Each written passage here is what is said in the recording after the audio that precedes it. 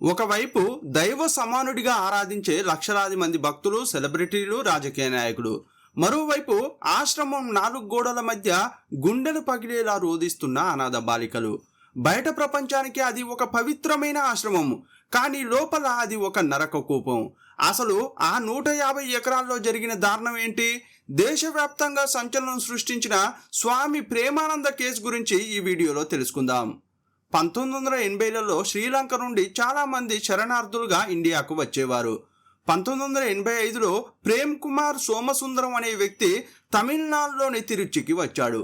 కేవలం అతను ఒక్కడే కాదు, అతనితో పాటు అనుచరులు, అనాథ పిల్లలు కలిపి మొత్తం 100 మందికి పైగా వచ్చారు. అలా వచ్చిన వారికి తిరుచి తమ సొంత ఊరులాగా, సురక్షితమైన ప్రదేశంలాగా అనిపించింది. ఈ ప్రేమ్ కుమార్ సోమసుందరం అనే వ్యక్తి శ్రీలంకలోని మాతలే అనే పట్టణంలో పుట్టి పెరిగాడు. అతను 1951 నవంబర్ 17న పుట్టాడు. హిందూ కుటుంబంలో పుట్టినప్పటికీ క్రైస్తవ పాఠశాలల్లో చదువుకున్నాడు. అతనికి హిందూ మతంపై నమ్మకం ఎక్కువ. అందువల్ల ఎప్పుడూ హిందూ దేవుళ్ళనే పూజించేవాడు. అతను చూడడానికి సాయిబాబా లాగా ఉంటాడు. అందుకే ఊరిలో అందరూ అతన్ని లిటిల్ సాయిబాబా అని పిలిచేవారు. దేవునిపై అతనికి ఉన్న విపరీతమైన భక్తి కారణంగా అతను ఆధ్యాత్మిక మార్గంలో వెళ్లాలని నిర్ణయించుకున్నాడు. 1972లో అతనికి దాదాపు 21 ఏళ్ళు ఉన్నప్పుడు శ్రీలంకలోని మాతలే అనే పట్టణంలో ఒక ఆశ్రమాన్ని ప్రారంభించాడు. ఆ ఆశ్రమానికి ప్రేమానంద ఆశ్రమం అని పేరు పెట్టాడు. అనాథ పిల్లలకు విద్య అందించడం, పేదలకు పనులు కల్పించడం వంటివే కాకుండా జీవితంలో శాంతిని కోరుకునే వారికి మానసిక ప్రశాంతతను అందించాడు. వీటన్నింటి వల్ల అతను తక్కువ కాలంలోనే శ్రీలంకలో చాలా ప్రసిద్ధి చెందాడు. కేవలం శ్రీలంక నుండే కాకుండా విదేశాల నుండి కూడా భక్తులు అతన్ని వెతుక్కుంటూ రావడం ప్రారంభించారు.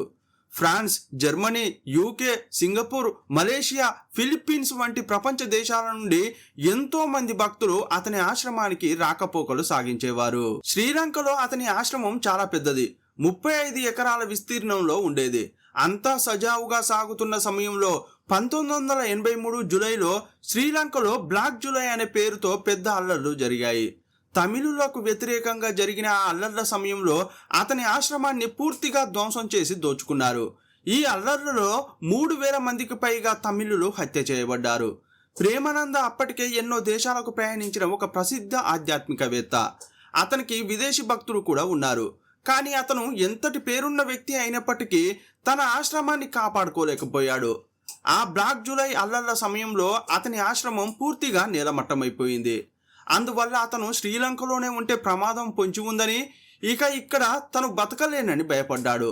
అందుకే ఈ ప్రేమ్ కుమార్ సోమసుందరం శ్రీలంక నుండి తిరుచికి శరణార్థిగా వచ్చాడు. కానీ అతను ఒక్కడే రాలేదు. తనతో పాటు ఆశ్రమంలో ఉంటున్న అనాథ పిల్లలను, తనతో కలిసి పనిచేసే అనుచరులను వెంటబెట్టుకుని వచ్చాడు. ఈ ప్రేమానంద విషయానికి వస్తే అతన్ని ఒక సాధారణ శ్రీలంక శరణార్థి అని అనలేం.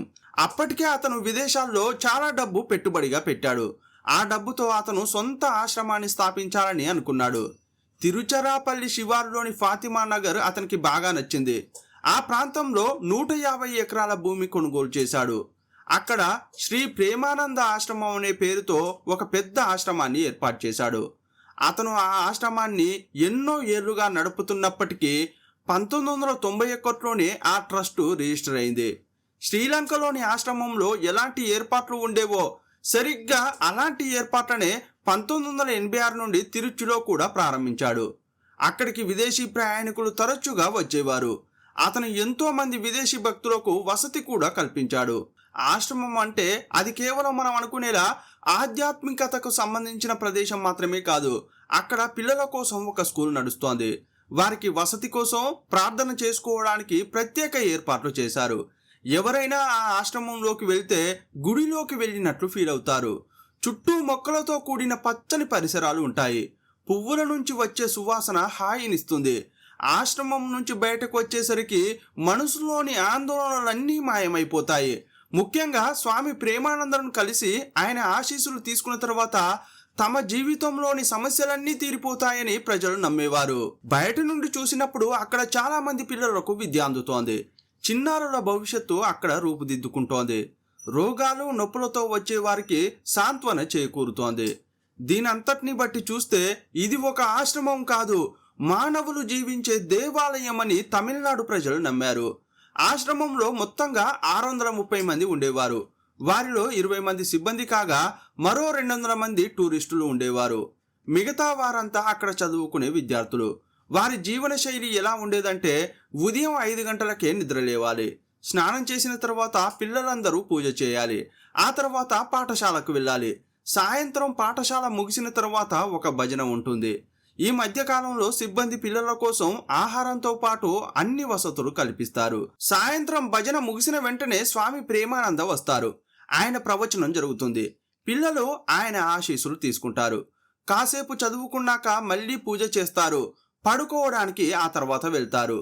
ఆశ్రమం కొద్ది కొద్దిగా ఫేమస్ అయిన తర్వాత తమిళనాడులోని ధనవంతులు, సినిమా తారలు, రాజకీయ నాయకులు మనశ్శాంతి కోసం ఆశ్రమానికి వచ్చి స్వామి ప్రేమానందను కలిసేవారు. తక్కువ కాలంలోనే అతను చాలా మంది పోలీసు అధికారులు, రాజకీయ నాయకులతో మంచి సంబంధాలను పెంచుకున్నాడు. ధనవంతులు లేదా సెలబ్రిటీలు తన వద్దకు వచ్చి విజయానికి రహస్యాలు అడిగినప్పుడు అతను రకరకాల మాయలు చేసి చూపించేవాడు. అవి వారిని చాలా ఇంప్రెస్ చేశాయి. అతనిలో 3 విషయాలు చాలా ప్రత్యేకంగా ఉండేవి. మొదటిది, అతను తన గొంతులో నుండి శివలింగాన్ని బయటకు తీసేవాడు. ఇంకోటేంటంటే అతను ఊరికే చేతిని బయటకు చూపిస్తాడు. అకస్మాత్తుగా గాల్లో నుండి విభూది వచ్చి పడుతుంది. అంతేకాదు, చేతిని అలా ఇలా ఊపి గాల్లో నుండి కుంకుమను కూడా రప్పిస్తాడు. ఇలాంటి మాయలు చూపించడం ద్వారా అతను నిజంగానే దేవదూత అని అందరూ నమ్మడం మొదలుపెట్టారు. ముఖ్యంగా అతను తన గొంతులో నుండి శివలింగాన్ని తీసినప్పుడు ఆహా, ఆ శివలింగం నాకు దొరికితే బాగుండే అని భక్తులు ఆరాటపడేవారు. తక్కువ కాలంలోనే స్వామి ప్రేమానంద ఆశ్రమం రాజకీయ నాయకులు, పోలీసు అధికారులు, సినిమా సెలబ్రిటీలు, వ్యాపారవేత్తలు మరియు సామాన్య ప్రజలతో నిండిపోయేది. ఒకవైపు ఇది దేవుడు నడియాడే ఆశ్రమం అని ప్రజలు నమ్ముతుంటే, ఇంకోవైపు ఆశ్రమం లోపల జరుగుతున్నదంతా ఎన్నో సంవత్సరాల వరకు బయటి ప్రపంచానికి తెలియకుండానే ఉండిపోయింది. ఈ ఆశ్రమంలో చదువుకునే ప్రతి అమ్మాయి పడిన బాధ, వేదన మన ఊహకు అందనిదే. అసలు ఆశ్రమం ముసుగులో జరిగిన దారుణం ఏంటి? ఒక ఆశ్రమంలో ఇలా జరుగుతుందా అని ముక్కున వేలేసుకునేలా చేసే కేసు గురించి ఈ వీడియోలో చూద్దాం. మీరు చూస్తున్నది తెలుగు మిస్టరీ. నేను మీ ప్రభాకర్.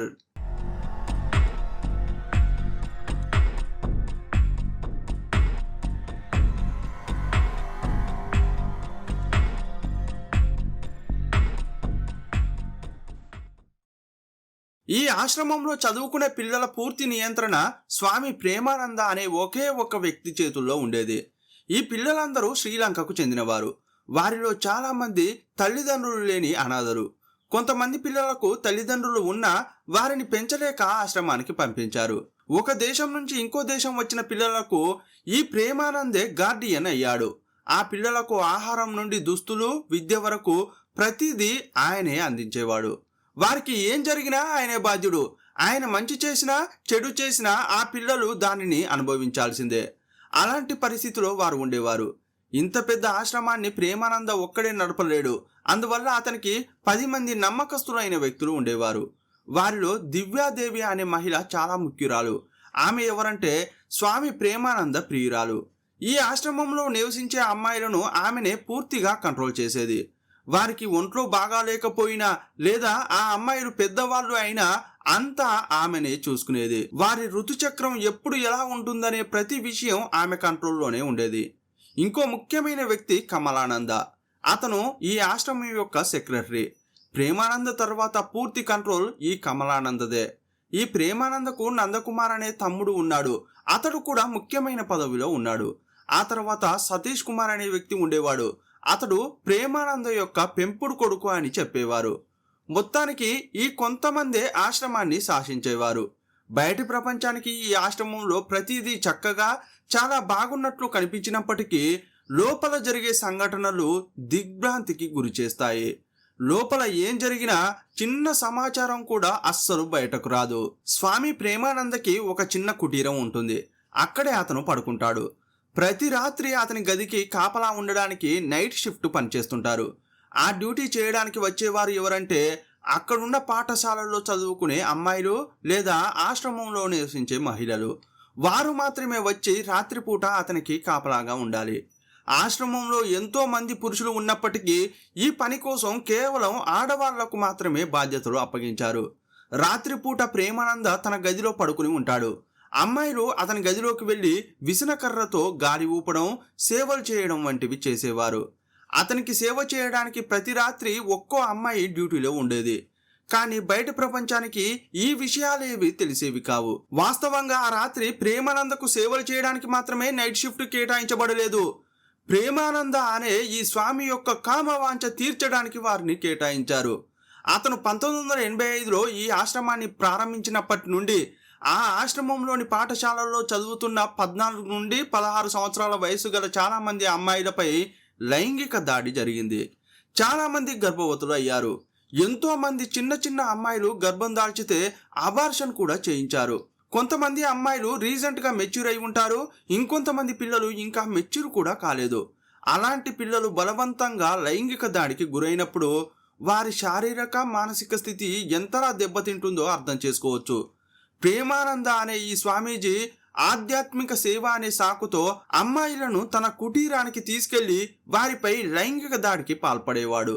లేదంటే కొంతమంది పిల్లలకు ఆస్తమా ఉందని దాన్ని నయం చేస్తానని చెప్పి కుటీరంలోకి తీసుకెళ్లి కామవాంఛ తీర్చుకునేవాడు. ఒకవేళ అలా కూడా కుదరకపోతే మత్తు మందు ఇచ్చి లైంగిక దాడి చేసేవాడు. యాక్చువల్గా ఈ వ్యక్తే మాకు తండ్రి లాంటి వాడు అని నమ్మి శ్రీలంక నుంచి వచ్చిన అమ్మాయిలందరూ ఎన్నో ఏళ్లుగా శారీరకంగా మానసికంగా ఇబ్బందులు పడ్డారు. వివిధ రకాలుగా లైంగిక వేధింపులకు గురయ్యారు. ఇది నిరంతరం జరుగుతూనే ఉండేది. స్వామి ప్రేమానంద ద్వారా గర్భవతులయ్యే ఆ చిన్న పిల్లలను తంజావూరులోని ఒక ప్రైవేట్ ఆసుపత్రికి తీసుకువెళ్లేవారు. అక్కడ ఒక లేడీ డాక్టర్ అబార్షన్లు చేసేవారు. ఒకవేళ అక్కడ చేయడం కుదరకపోతే ఆశ్రమం లోపలకే మందులు తీసుకెళ్లి పని పూర్తి చేసేవారు. 14 లేదా 15 ఏళ్ల వయసులో గర్భం దాల్చి అబార్షన్ చేయించుకున్న పిల్లల శరీరం ఎలా ఉంటుంది? చాలా దారుణంగా ఉంటుంది. ఒక 14 ఏళ్ల చిన్నారికైతే 2 సార్లు అబార్షన్ చేశారు.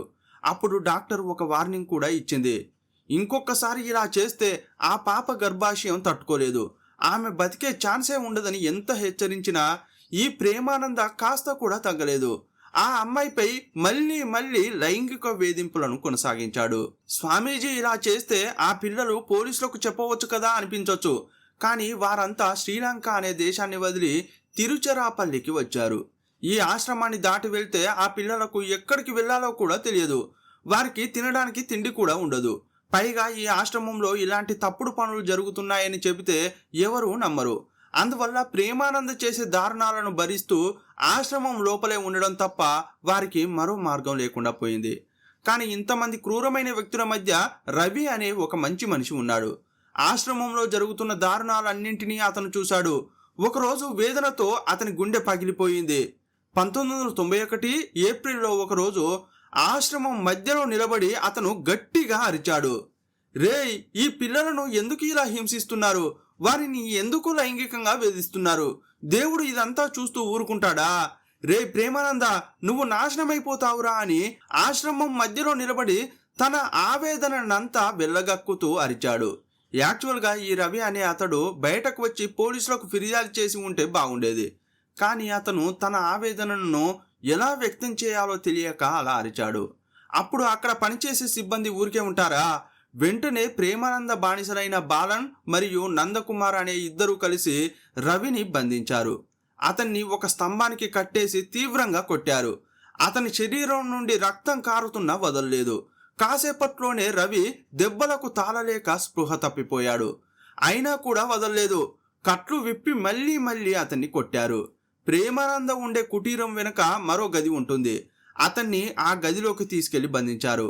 బాగా కొట్టడం వల్ల అప్పటికే ఒళ్ళంతా గాయాలయ్యాయి. కానీ కాస్త కూడా కనికరం లేకుండా అదే గదిలో 7 రోజుల పాటు అన్నం నీళ్లు ఇవ్వకుండా ఉంచారు. 1991 ఏప్రిల్ 17వ తేదీన రవి ఆ గదిలోనే చనిపోయాడు. ఆశ్రమంలో ఒక గొయ్యిని తవ్వి రవిని పూడ్చిపెట్టారు. ఈ సంఘటన గురించి ఆశ్రమం నుండి ఎవరూ పోలీసులకు సమాచారం ఇవ్వలేదు. ఆశ్రమం లోపల ఇలా ఎన్నో దారుణాలు జరిగేవి. ఈ దారుణాలను తట్టుకోలేక కొంతమంది ధైర్యవంతులైన అమ్మాయిలు తప్పించుకోవడానికి ప్రయత్నించారు. అలా తప్పించుకోవడానికి ప్రయత్నించిన ఒక అమ్మాయి పేరు సురేష్ కుమారి. ఆమెను 1983లో ప్రేమానంద ఇక్కడికి తీసుకువచ్చాడు. అప్పుడు ఆమె వయసు కేవలం 6 ఏళ్లు మాత్రమే. ఈ మధ్య కాలంలో ఆమె ఎన్నో రకాలుగా లైంగిక వేధింపులకు గురైంది. ఆమెకు దాదాపు 12 ఏళ్లు ఉన్నప్పుడు, అంటే 1991లో ఈ ఆశ్రమం నుండి ఆమె తప్పించుకుంది. ఎలాగోలా చేసి చెన్నైకి పారిపోయింది. చెన్నైకి చేరుకున్నాక ఎక్కడికి వెళ్లాలో ఆమెకు తెలియలేదు. ఇదే సమయంలో ఆమెను పట్టుకున్న పోలీసులు 12 ఏళ్ల సురేష్ కుమార్ని మళ్ళీ ఆశ్రమానికి తీసుకెళ్లి వదిలేశారు. ఈ ఆశ్రమంలో జరిగే అరాచకాలను ఎలాగైనా బయట పెట్టాలని ఆమె నిర్ణయించుకుంది. అందువల్ల ప్రేమానందకు చెందిన టేప్ రికార్డర్ను దొంగిలించింది. 1994వ సంవత్సరం వచ్చేసరికి అక్కడున్న అమ్మాయిలందరూ అతని వల్ల లైంగిక దాడికి గురయ్యారు.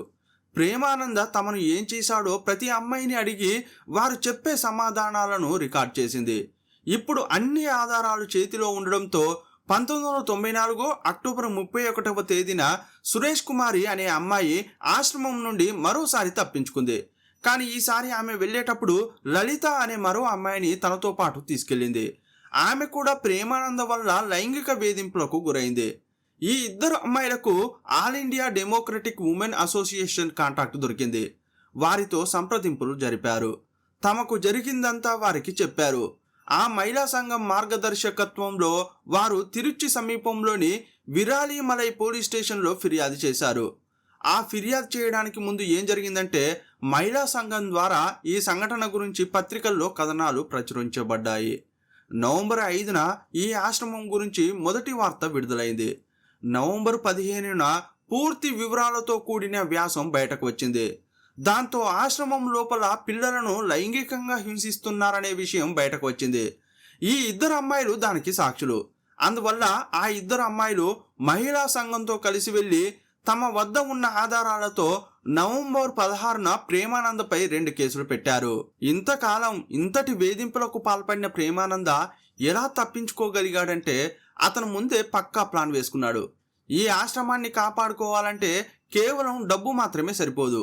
ఈ ఆశ్రమం లోపల తనకు సహాయం చేయడానికి ఎంతో మంది వ్యక్తులు సిద్ధంగా ఉన్నప్పటికీ బయట నుంచి రాజకీయ నాయకులు, పోలీసు అధికారుల మద్దతు ఉంటేనే ఈ ఆశ్రమంలో ఏమైనా చేసుకోవచ్చనే ఉద్దేశంతో అతను అప్పటికే వారితో మంచి సంబంధాలను ఏర్పరచుకున్నాడు. మా ఆశ్రమానికి రండి, మా ఆశీస్సులు తీసుకోండి, మీ రాజకీయ పార్టీ వృద్ధి చెందుతుంది మరియు ఎన్నికల్లో గెలుస్తారు అని చెప్పేవాడు.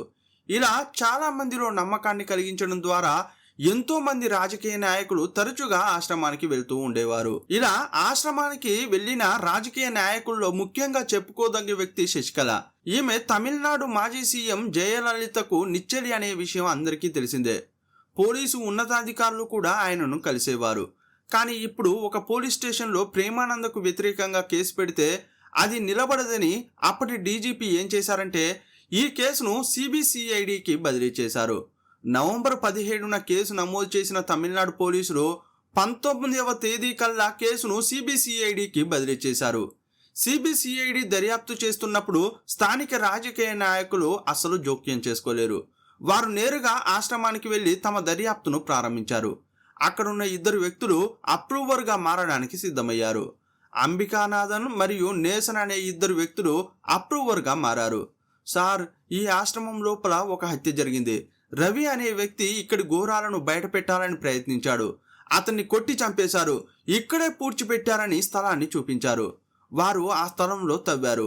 వారికి రవి అనే ఆ వ్యక్తి యొక్క అస్థిపంజరం దొరికింది. ఇప్పుడు ఈ ఆశ్రమంలోని వ్యక్తులపై లైంగిక దాడితో పాటు హత్య కేసును కూడా నమోదు చేశారు. ఆ తర్వాత ఆశ్రమం యొక్క ఆర్థిక రికార్డులను చూసినప్పుడు పోలీసులే షాక్ అయ్యారు. ఎందుకంటే 1994 నాటికే వారు దాదాపు ₹1,00,00,000 ఫిక్స్డ్ డిపాజిట్లలో పెట్టారు. వెంటనే ఆ డబ్బునంతటిని ఫ్రీజ్ చేశారు. స్వామి ప్రేమానందతో సహా ఆ ఆశ్రమంలోని చాలా మందిపై 12 లైంగిక దాడి కేసులు నమోదయ్యాయి. వీరిలో మొత్తం 8 మందిని నిందితులుగా పరిగణించారు. ప్రేమానందతో సహా 7గురిని అరెస్ట్ చేశారు. కానీ ప్రేమానంద ప్రియురాలు దివ్యాదేవి మాత్రం ఎస్కేప్ అయింది. ఈమెనే అమ్మాయిల నెలసరి చక్రాన్ని కరెక్ట్గా మెయింటైన్ చేసేది. ఎవరు గర్భవతి అయ్యారో గుర్తించి వారికి అబార్షన్లు చేయించేది. ఈ కేసులో ప్రధాన నిందితురాలైన దివ్యాదేవి తప్పించుకుంది. ఆమె తమిళనాడు నుండి తప్పించుకుని ఫ్రాన్సు దేశానికి వెళ్ళిపోయింది. ఇంటర్పోల్ ద్వారా ఆమెను పట్టుకోవడానికి ప్రయత్నించారు. కానీ ఆమెను అస్సలు పట్టుకోలేకపోయారు. ఆమె ఖాతాలో 80 లక్షల రూపాయలు ఉన్నాయి. దాన్ని ఫ్రీజ్ చేశారు. కానీ ఇప్పటి వరకు దివ్యాదేవి అనే మహిళను పట్టుకోలేకపోయారు. ఈ కేసులో బాధితులను విచారిస్తున్నప్పుడు అరుళ్ జ్యోతి అనే 14 ఏళ్ల అమ్మాయి గర్భవతి అని తేలింది. ఆమె గర్భాన్ని తీసివేయాల్సిన పరిస్థితి ఏర్పడింది. గర్భాన్ని తీసేశాక ఫోరెన్సిక్ బృందం ఆ పిండాన్ని సేకరించింది. ఇప్పుడు ఆ తీసివేసిన గర్భానికి తండ్రి ఎవరో నిరూపించాల్సి వచ్చింది. ఒకవేళ అది ప్రేమానంద అయితే DNA పరీక్ష ద్వారా వారు అతనిని నేరుగా ఈ కేసుతో ముడిపెట్టొచ్చు. ఎందుకంటే ప్రేమానందను అరెస్ట్ చేసినప్పటికీ తాను ఎలాంటి తప్పు చేయలేదని అతడు వాదించాడు. ఈ కేసులో సరైన ఆధారాలు దొరకకపోతే ప్రేమానంద మరియు అతని సహచరులు తప్పించుకునే అవకాశం ఉంది. అందుకే సిబిఐకి ఉన్న చివరి ప్రయత్నం ఇది. వెంటనే తీసివేసిన పిండాన్ని తీసుకున్నారు. కానీ ఈ పిండం ప్రేమానంద వల్లనే ఏర్పడిందని ఎలా కనుగొనాలని ఆలోచనలో పడ్డారు. ఎందుకంటే 1994లో మనకు అంత సాంకేతికత లేదు. కానీ అప్పట్లో హైదరాబాద్లో లాల్జీ సింగ్ అనే శాస్త్రవేత్త ఉండేవారు. ఆయనను భారతదేశంలో ఫాదర్ ఆఫ్ DNAగా పిలుస్తుంటారు. ఆయన హైదరాబాద్లో పరీక్ష చేశారు. చాలా కాలం తర్వాత ఆయన ఏం చెప్పారంటే, ఈ బిడ్డ గర్భంలో పెరిగిన పిండానికి ప్రేమానందే కారణం, ఆయనే తండ్రి అని DNA ద్వారా శాస్త్రీయంగా నిరూపించారు. నీ వల్ల ఒక 14 ఏళ్ల అమ్మాయి గర్భవతి అయిందంటే ఇప్పటి వరకు నీపై వచ్చిన ఫిర్యాదులన్నీ నిజమే కదా అని స్పష్టమైంది. ఈ ఒక్క ఆధారం ప్రేమానందను లాక్ చేసింది. ఈ కేసు పుదుక్కోటైలోని సెషన్స్ కోర్టులో విచారణకు వచ్చింది. మొదట వారు ఈ DNA ఆధారాన్ని సమర్పించారు. కానీ ఈ ప్రేమానంద ఒక ధనవంతుడు. తన తరపున వాదించడానికి చాలా ఖరీదైన న్యాయవాదిని నియమించుకున్నాడు. ఈ DNA ఆధారాన్ని గనక బద్దలు కొట్టగలిగితే అతను ఈ కేసు నుండి బయటపడవచ్చు. అందువల్ల డిఫెన్స్ లాయర్ ప్రేమానందను కాపాడాలని అనుకున్నాడు. అందువల్ల ఆ లాయర్ ఏం చేశాడంటే, హైదరాబాద్లో పరీక్షించిన ఈ DNA తప్పుగా పరీక్షించబడింది, మన దగ్గర ఆ స్థాయిలో వసతులు లేవు, వారు ఈ ప్రేమానందపై తప్పుడు నిందలు వేస్తున్నారు అని వాదించాడు. తన వాదన నిజమని నిరూపించడానికి బ్రిటన్ నుండి 2 ఫేమస్ DNA నిపుణులను తీసుకొచ్చి కోర్టులో నిలబెట్టాడు. కానీ అతని మాటలను కోర్టు పట్టించుకోలేదు. ప్రేమానంద వల్లే ఆ గర్భం వచ్చిందని జడ్జి నమ్మారు. ఇది ప్రేమానందకు తగిలిన మొదటి దెబ్బ. రెండోది ఏంటంటే, అతను దైవ స్వరూపుడు కాదు. ఇంతకుముందు అతను తన గొంతు నుండి లింగాన్ని బయటకు తీయడం, గాల్లో నుండి విభూది కుంకుమలను పుట్టించడం వంటివి చేసేవాడు. ఇదంతా దైవ అనుగ్రహం వల్ల కలగలేదని, ఇది కనికట్టు అని ఒక సామాజిక కార్యకర్త కోర్టులో చేసి చూపించాడు. అతను కూడా గొంతు నుండి లింగాన్ని తీసి చూపించాడు, గాల్లో విభూది వచ్చేలా చేశాడు. ఇది ఒక సింపుల్ మ్యాజిక్ ట్రిక్ అని కోర్టులో నిరూపించాడు. ఈ కేసును విచారించిన న్యాయమూర్తి పేరు ఆర్ భానుమతి. ఆమె ఒక మహిళ కాబట్టి ఈ కేసును ఆమె అర్థం చేసుకోగలిగారు. సాంకేతిక ఆధారాలన్నీ ముగిసిన తర్వాత బాధితులైన అమ్మాయిలను విచారణకు పిలిచారు. వారంతా ఆశ్రమంలో తమకు ఎలాంటి అన్యాయం జరిగిందో నోరు విప్పి చెప్పారు. వారిలో సుగుణ కుమారి అనే 14 ఏళ్ల అమ్మాయి న్యాయమూర్తి ముందుకు రాగానే ఆమె కళ్ళలో నీళ్లు ఉబ్బికి వచ్చాయి. అప్పటికే ఆమె శరీరం బలహీనంగా ఉంది. ఆమె ఏం చెప్పిందంటే, నా వయసు 14 ఏళ్ళు, నన్ను చాలాసార్లు గర్భవతిని చేసి అబార్షన్లు చేస్తే నా శరీరం ఎలా తట్టుకోగలదు మేడం అని అడిగింది. ఆ 14 ఏళ్ల అమ్మాయి యొక్క శారీరక మానసిక ఎదుగుదలను గమనించారు. నిజానికి తన గర్భంలో ఒక బిడ్డను మోయడానికి ఆ అమ్మాయిలో ఎలాంటి ఎదుగుదల లేదు. మనం పెద్దవాళ్ళమయ్యే క్రమంలో పిల్లల గొంతు మారి పెద్దవారి గొంతు వస్తుంది కదా. ఈ 14 ఏళ్ల అమ్మాయి మాట్లాడుతున్నప్పుడు ఇంకా చిన్నపిల్ల గొంతులాగే వినిపిస్తోంది. ఆమె మాటలు విని న్యాయమూర్తి కంటనీరు పెట్టుకున్నారు. ఆ తర్వాత మరో అమ్మాయి తనకు జరిగిన అన్యాయం గురించి మాట్లాడింది. వారి మాటలు విని విని జడ్జికి స్పృహ తప్పినంత పనైంది.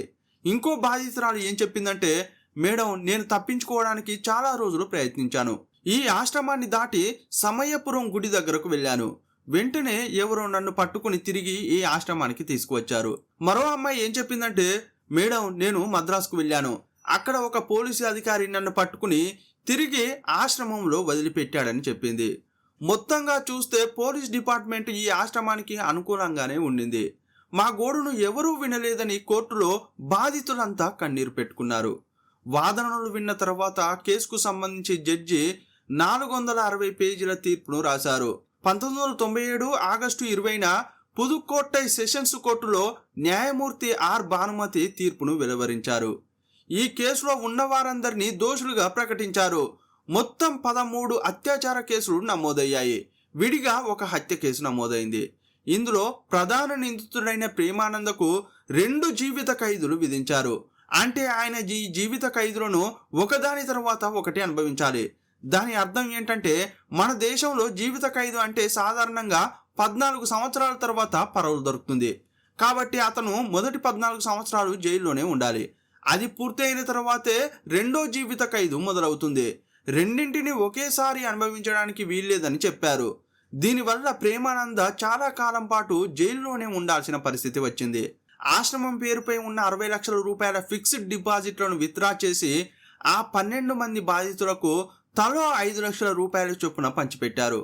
ఈ డబ్బుతో వారు అనుభవించిన శారీరక మానసిక గాయాలను నయం చేయడం సాధ్యం కాదు. కనీసం ఈ 5 లక్షల రూపాయలైనా వారి భవిష్యత్తుకు ఉపయోగపడతాయని న్యాయమూర్తి భానుమతి తీర్పులో పేర్కొన్నారు. ప్రేమానందకు కుడిభుజంగా ఉన్న కమలానందన్ అనే సెక్రటరీకి కూడా 2 జీవిత ఖైదులు విధించారు. బాలన్కు 1 జీవిత ఖైదుతో పాటు అదనంగా మరో 10 సంవత్సరాల జైలు శిక్ష విధించారు. నందకుమార్ మరియు సతీష్ కుమార్లకు డబుల్ లైఫ్ సెంటెన్స్ విధించారు. ఈ కేసులో గర్భవతులైన అమ్మాయిలకు రహస్యంగా తంజావూరులో అబార్షన్లు చేసిన చంద్రాదేవి అనే లేడీ డాక్టర్కు 3 ఏళ్ల జైలు శిక్ష విధించారు. ఆ తర్వాత మైల్ వాహనన్కు కూడా శిక్ష పడింది. అతను విచారణ జరుగుతున్న సమయంలోనే చనిపోయాడు. ఇలా ఇందులో ఉన్న నిందితులందరికీ శిక్ష పడినప్పటికీ తప్పించుకున్న ఏకైక వ్యక్తి ఈ ప్రేమానంద ప్రియురాలు దివ్యాదేవి మాత్రమే. ఆమె విదేశాలకు పారిపోయి దాక్కోవడంతో ఆమెను చివరి వరకు పట్టుకోలేకపోయారు. న్యాయమూర్తి భానుమతి ఈ కేసులో తీర్పును చదివినప్పుడు ఆమె ఏం చెప్పారంటే, ఏ మతమైనా సరే ఆధ్యాత్మికత ముసుగులో మహిళలు చిన్నపిల్లలపై లైంగిక దాడులకు పాల్పడే వారికి ఈ తీర్పు ఒక ఉదాహరణగా నిలవాలని రాస్తున్నట్లు చెప్పారు. ప్రేమానంద అనే వ్యక్తి ధనవంతుడు. అతని దగ్గర చాలా డబ్బు ఉంది. కానీ సెషన్స్ కోర్టులో ఏమీ చేయలేకపోయాడు. సెషన్స్ కోర్టులో ఒక శిక్ష విధిస్తే హైకోర్టులో మరోలా తీర్పు రావడం మనం ఎన్నో కేసుల్లో చూసాం. సుప్రీంకోర్టులో అయితే ఉరిశిక్షను కూడా జీవిత ఖైదుగా తగ్గిస్తుండడం మనం ఇప్పటికే చాలా కేసుల్లో చూసాం. ఇలా శిక్షలు తగ్గడం తరచుగా జరుగుతుంటుంది. ఈ కేసు 2002లో హైకోర్టుకు వెళ్ళింది. హైకోర్టు న్యాయమూర్తి కూడా విచారణ చేసి సెషన్స్ కోర్టు ఇచ్చిన తీర్పునే సమర్థిస్తున్నట్లు ప్రకటించారు. ఆ తర్వాత ఈ కేసు 2005లో సుప్రీంకోర్టుకు వెళ్ళింది. సుప్రీంకోర్టులో ఒక గొప్ప ధనవంతుడైన డిఫెన్స్ లాయర్ ఈ కేసును బద్దలు కొట్టడానికి చాలా ప్రయత్నించాడు. అతని మొదటి వాదన ఏంటంటే DNA ఆధారాలను మార్చేశారని వాదించాడు. రెండోది ఏంటంటే ఆశ్రమం లోపల చనిపోయిన రవి మరణం సహజ సిద్ధంగా జరిగిందని వాదించాడు. కానీ సుప్రీంకోర్టు ఎలాంటి తీర్పు ఇచ్చిందంటే సెషన్స్ కోర్టు ఏం చెప్పిందో హైకోర్టు ఏం చెప్పిందో సరిగ్గా అదే తీర్పును సుప్రీంకోర్టు కూడా ఇచ్చింది. ఈ తీర్పులో ఎలాంటి మార్పు లేదు. సెషన్స్ కోర్టు, హైకోర్టు, సుప్రీంకోర్టు ఈ 3 కోర్టుల నుండి ఒకే రకమైన తీర్పు వచ్చింది. భారతదేశ చరిత్రలోనే ఇలాంటి నేరానికి 3 కోర్టుల్లోనూ ఒకే రకమైన తీర్పు రావడం అనేది చాలా అరుదు. ప్రేమానందను జైల్లో వేసిన తర్వాత ఆశ్రమం విషయానికి వస్తే అది దాని ట్రస్ట్ పేరుతో అలాగే కొనసాగింది. యాక్చువల్గా అది ఒక మంచి ఉద్దేశంతో ఏర్పడిన ఆశ్రమం. లోపల ఎంతో మంది పిల్లలకు విద్య అందుతోంది. వారి భవిష్యత్తు అక్కడ నిర్ణయించబడుతోంది. కాబట్టి ఆశ్రమం నడుస్తూనే ఉంది. ఈ ప్రేమానంద మాత్రం జైలుకు వెళ్ళాడు. అతన్ని కడలూరులోని సెంట్రల్ జైల్లో ఉంచారు. అతను జైల్లో ఉన్నప్పుడు కూడా 100 మందితో కూర్చుని ఆధ్యాత్మిక ప్రవచనాలు చెప్పేవాడు. తాను ఏ నేరం చేయలేదని చెప్పేవాడు. ప్రేమానంద జైల్లో ఉన్న సమయంలో ఆరోగ్య సమస్యలు వచ్చాయి. చివరకు 2011 ఫిబ్రవరి 21వ తేదీన అనారోగ్యంతో కడలూరు సెంట్రల్ జైల్లోనే చనిపోయాడు. అతను సహజ మరణం పొందాడు. చివరకు అతని మృతదేహాన్ని ఆశ్రమానికి తీసుకువచ్చి అక్కడే పూడ్చిపెట్టారు. ఈ కేసులో చాలా వింతైన విషయం ఏంటంటే చాలామంది అతని అనుచరులు, భక్తులు మరియు విదేశాలలో ఉన్నవారు కూడా ప్రేమానంద నిర్దోషి అని నమ్ముతారు. అతని సొంత ఊరైన శ్రీలంక కూడా ప్రేమానంద నిర్దోషి అని వాదించడమే కాదు, మా దేశానికి చెందిన ఒక ఆధ్యాత్మిక గురువుపై తప్పుడు నిందలు వేసి ఇరికించారని భావిస్తోంది. ప్రపంచవ్యాప్తంగా ఉన్న అతని భక్తులు ఇప్పటికీ జస్టిస్ ఫర్ ప్రేమానంద అని చెప్తుంటారు. ఈ ఆశ్రమం ఇప్పటికీ రన్ అవుతోంది. అక్కడ పిల్లలు ఇంకా చదువుకుంటున్నారు. ప్రేమానంద మరణం తర్వాత అక్కడ ఎలాంటి క్రైమ్ జరగలేదు. ప్రేమానందకు రాజకీయ బలం, కోట్లాది రూపాయల ధనం, విదేశీ మద్దతు, గొప్ప లాయర్ల సైన్యం అన్నీ ఉన్నాయి. కేసును తప్పుదోవ పట్టించడానికి ఎన్నో ప్రయత్నాలు జరిగాయి. కానీ న్యాయమే గెలిచింది. చివరికి అతడు జైలు గోడల మధ్య అనారోగ్యంతో కన్నుమూశాడు. కాలం ఎప్పుడూ ఒకేలా ఉండదు. అధికారం, డబ్బు తాత్కాలికం మాత్రమే. ప్రకృతి మరియు న్యాయం ఎప్పుడూ ఒకరి వైపే ఉండవు. తప్పు చేసిన వాడు ఎంత శక్తిమంతుడైనా ఒకరోజు ప్రకృతి చట్టం ముందు మోకరిల్లక తప్పదు. ఈ కేసుపై మీ అభిప్రాయం ఏంటో కామెంట్ బాక్స్లో రాయండి. మరో వీడియోలో మళ్ళీ కలుసుకుందాం. అప్పటి వరకు సెలవు. జై హింద్.